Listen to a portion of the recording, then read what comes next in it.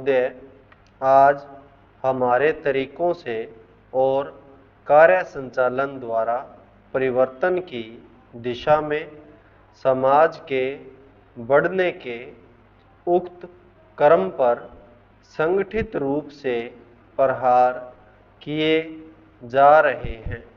कभी कभी मुझे लगता है कि सही उद्देश्यों का भी इस्तेमाल गलत तरह से किया जाता है, जिससे बृहत्तर उद्देश्यों पर प्रहार किया जाए, और इस पर आपको अपने विचार विमर्श के दौरान ध्यान देना चाहिए।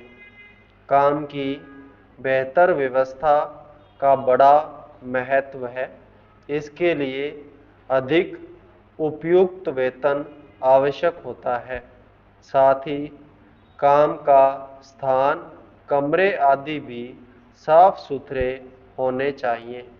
लेकिन जो लोग साथ साथ काम करते हैं, श्रमिक प्रबंधक तथा किसी परियोजना में या कारखाने में काम करने वाले अन्य लोग, उनमें अच्छे संबंध होना आवश्यक है तथा यह शायद अन्य सभी बातों से ज़्यादा महत्वपूर्ण है। मुझे आशा है कि यह बैठक ऐसी विचार गोष्ठियाँ और सम्मेलन इस प्रकार से काम के लिए बेहतर वातावरण को संभव बनाएगी।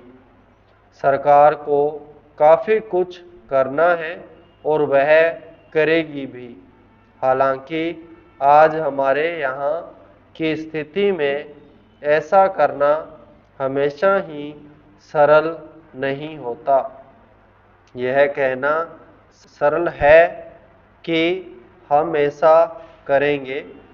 नीति संबंधी निर्णय भी सरलता से लिया जा सकता है, लेकिन किसी निर्णय को समुचित ढंग से लागू कर पाना बहुत कठिन होता है। मैं यह बहाने की खोज के लिए नहीं कह रही हूँ, क्योंकि कठिनाइयाँ हों तो उन पर विजय पानी ही होती है, और हम ऐसा करने के लिए कृत संकल्प है। लेकिन आपको पता होना चाहिए कि अमुक कठिनाइयाँ हैं और उन पर विजय पाने के लिए केवल इच्छा करने या वक्तव्य देने से काम नहीं चलता। इसके लिए स्थिति को समझना और दृढ़ निश्चय के साथ आगे बढ़ना होता है, चाहे रुकावटें कितनी ही बड़ी क्यों न हो, कठिनाइयाँ कैसी भी क्यों न हो। सरकार का यही संकल्प है। सार्वजनिक क्षेत्र को बहुत महत्वपूर्ण योगदान करना है। उसे यह काम अपनी उपलब्धियों द्वारा ही नहीं, बल्कि श्रमिकों की भागीदारी की भावना को अनुभव करते हुए करना है। मैं जानती हूँ कि आज यह भावना सभी श्रमिकों में नहीं है। मुझे यह भी पता है कि इसके लिए हमेशा उन्हें ही दोषी नहीं ठहराया जा सकता। हमने प्रयास ही नहीं किया है कि उन्हें ऐसा अनुभव होता रहे। मैं जानती हूँ कि प्राय जो मजदूर किसी बांध के निर्माण में लगे हैं, उन्हें पता ही नहीं होता कि बांध होता क्या है। महोदय, हमने ऐसा प्रयास ही नहीं किया। कि किसी परियोजना को एक ऐसा संयुक्त उद्यम माना जाए जिसमें उसके निर्माता, श्रमिकों, वहां रहने वाले अन्य मजदूरों, वैज्ञानिकों, प्रबंधकों तथा अन्य संबद्ध लोगों को भागीदारी का अनुभव हो। हमने समस्याओं को पुराने कोण से ही देखा है और लोगों को अलग अलग खानों में बांट दिया है। इसलिए ये झूठे विभाजन समाप्त होने चाहिए।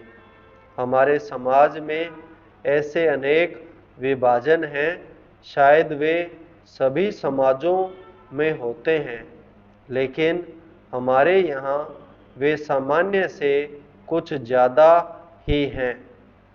ये धर्म के आधार पर, जातियों के आधार पर, भाषा और क्षेत्र के आधार पर पाए जाते हैं।